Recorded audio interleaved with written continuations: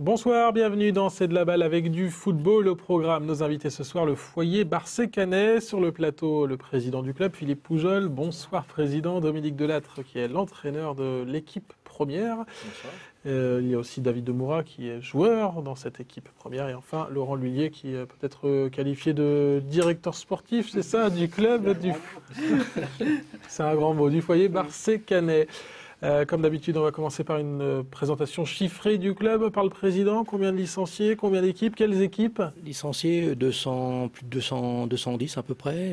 Des équipes, des débutants jusqu'aux vétérans, c'est le cas de le dire. Hein.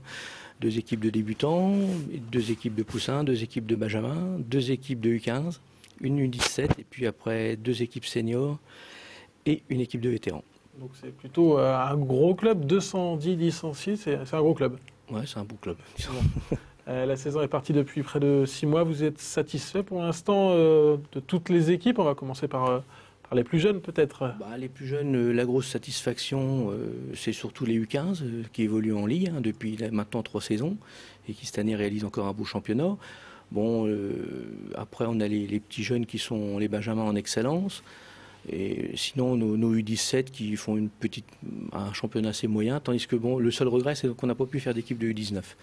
Le problème, c'est qu'arriver à Bar-sur-Seine, quand les jeunes, après 18 ans, partent aux études, on ne peut pas les retenir et beaucoup s'en vont, reviennent après, mais on a un peu de mal à faire du U19, c'est un peu le regret. Non, on parlera tout à l'heure de l'équipe première. Un mot sur l'ambiance, le mot d'ordre dans ce club. C'est quoi, peut-être avec un joueur, c'est quoi? Convivialité, Oui, convivialité. Professionnalisme Professionnalisme, peut-être pas, enfin pas encore en tout cas. Non, convivialité, humanité. C'est un club où il y a beaucoup de valeurs et en gros on essaye qu'il y ait quand même une ambiance pendant le match, puis après le match aussi. Bon, on essaye de faire ça dans tous les clubs, c'est plus ou moins facile, j'imagine.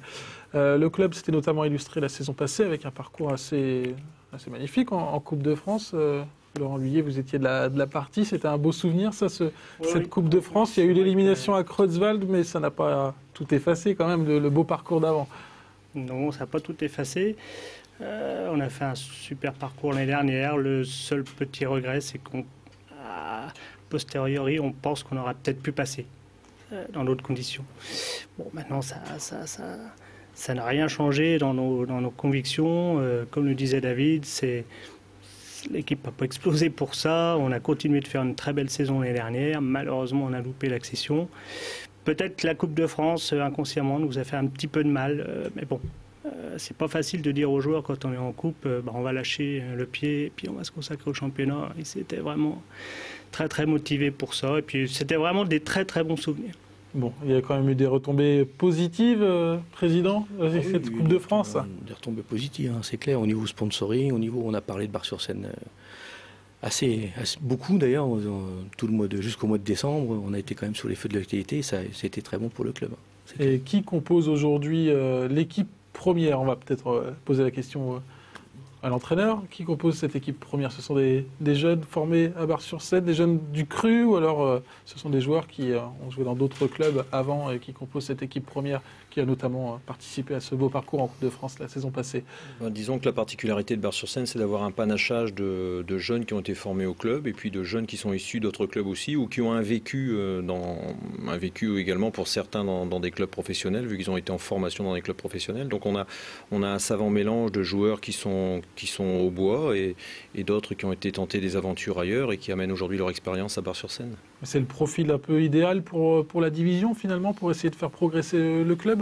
Ça fonctionne bien à Bar-sur-Seine. En tout cas, ensuite, est-ce que c'est le profil idéal? Je pense qu'en tout cas, pour nous, c'est un bon profil parce que ce sont des garçons qui étaient volontaires pour venir au club et puis rendre au club, à la limite, la formation qu'ils ont eue en tout jeune avant de partir dans d'autres clubs. Je pense notamment à Joanne Pilout, ce qui est le cas, ou à Joanne Girard. Ce sont des garçons qui sont revenus finalement à leurs premiers amours, quoi.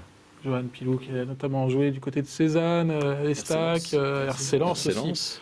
Donc ce sont des bons joueurs finalement. L'ambiance là dans cette équipe, c'est ça, c'est le fait de se retrouver entre anciens de Bar-sur-Seine qui se retrouvent un petit peu... Comme disait Dominique, c'est le panachage. Il y a des joueurs, moi personnellement, j'ai joué uniquement à Bar-sur-Seine et ça me permet de jouer avec des joueurs qui ont joué dans des divisions largement supérieures et je ne suis pas le seul dans ce cas-là.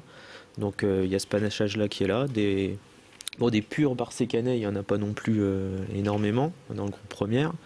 Mais bon, des gens qui ont fait leur classe au foyer, il y en a quand même pas mal. Plus les autres qui sont venus apporter leur plus-value, quoi. Bon, aujourd'hui, l'équipe première est leader de son groupe de division honneur régional avec un parcours presque parfait. 11 matchs, une défaite, c'était en décembre, le dernier match de l'année. Parcours quasi parfait, c'est ça? Oui, très bon parcours avec un groupe qui a joué le jeu, qui a bien travaillé à l'entraînement. Je pense qu'on n'a jamais volé nos victoires. Un petit bémol peut-être sur nos victoires à Saint-Mémin ou à Nogent, où peut-être nos adversaires de ce jour-là méritaient mieux qu'une défaite, c'est-à-dire qu'ils méritaient certainement le nul. Des équipes qui ont été valeureuses et qui nous ont bien résisté. Et puis bon, une défaite à Chaumont qu'on ne méritait pas. Donc voilà, ce qui fait que dans le football, les choses s'équilibrent, quoi. Chaumont qui est deuxième au classement. L'objectif, c'est clair, c'est la montée, Président? On ne peut pas dire autre chose. C'est clair, c'est la montée. Bon, maintenant, rien n'est jamais acquis. Hein. On repart sur un nouveau championnat. Hein. Il faut savoir, quand on a une longue trêve comme ça, on repart sur un nouveau championnat. Donc, je pense que les 3-4 premiers matchs vont être décisifs. Et puis, si tout se passe bien, j'espère qu'on montera en fin de saison. Laurent, la non-montée, justement, ça serait vraiment une grosse déception. Ça serait casser l'élan du club, hein, on a l'impression. Casser peut-être pas, parce que vous savez, nous, on est quand même des gens assez motivés et puis assez positifs. Donc, on s'en remettrait. Ceci dit, on s'était donné avec Philippe 3 années pour faire accéder cette équipe qui est en promotion de ligue en division d'honneur. On s'en donne les moyens, on essaie d'y arriver. On a pris Dominique qui, pour l'instant, sa mission, c'est ça, de nous faire accéder. Alors, à l'heure d'aujourd'hui, on est bien parti. Il y a encore 6 mois de compétition, pratiquement. Donc, ça veut dire qu'on part à zéro. C'est un nouveau championnat. Maintenant, il arrivera ce qui arrivera. Bon, croisons les doigts, espérons qu'on reviendra à Canal 32. Pour fêter la montée en fin de saison. Dominique, justement, c'est compliqué ça de rester sur la même dynamique que 2009 ou alors Non. Honnêtement, non. Je pense que tout est question de mental et de travail. Si le groupe maintient sa qualité de travail qu'il a eu dans la première partie de championnat, s'il maintient sa motivation, on a un groupe de qualité.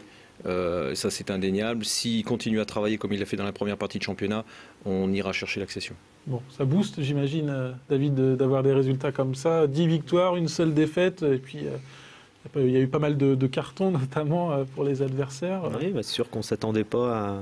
Bon, on s'attendait à jouer les premiers rôles, hein, honnêtement, mais pas à dominer comme ça le championnat.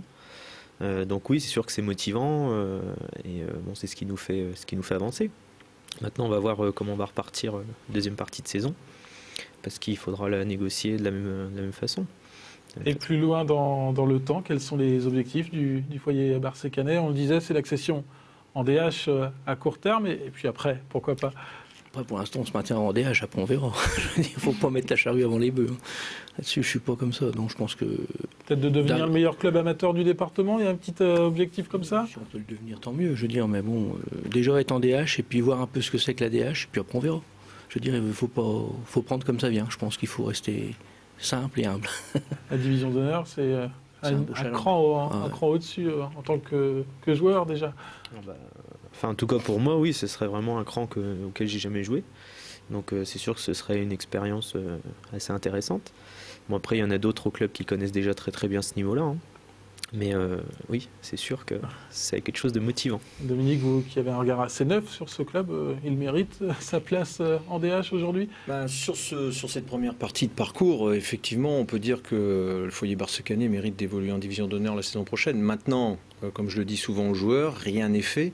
On a fait un demi-parcours et il reste 11 matchs, donc on est juste à la moitié. Travail, humilité, rigueur, et au bout, il y aura la satisfaction. Par contre, au moindre relâchement, la sanction tombera. Donc à nous de nous mettre dans le bon rail et de ne pas nous faire ne pas nous court-circuiter nous-mêmes, quoi. Voilà, c'est surtout ça. Il faut garder cette dynamique. Bon, et les ingrédients là pour avoir un club après qui se maintient, c'est quoi? C'est au niveau financier que ça se jouera? Il est évident que l'aspect financier, c'est quelque chose d'important dans le football, même amateur maintenant, même en DH. Donc ça, c'est au président, c'est à nous, c'est aux dirigeants de trouver les partenaires, les sponsors. On s'y attelle, on a énormément de sponsors. Mais il faudra encore plus, il faudra passer un cran financièrement pour pour être bien en division d'honneur.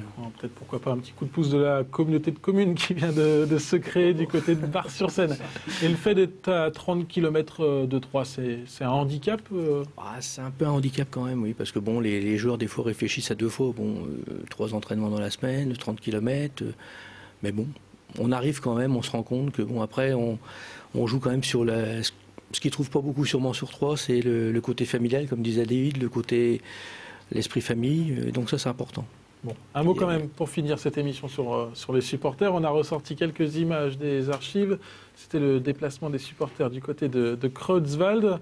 Il y a toujours du monde là qui vient vous voir, David. Il y a toujours du monde du côté de Bar-sur-Seine pour voir les... Il n'y a pas autant de monde qu'à Kreutzwald, mais on a toujours les mêmes fidèles, qui étaient déjà là en promotion de Ligue d'ailleurs. Donc on sent quand même un petit peu plus de monde cette année, étant donné les résultats.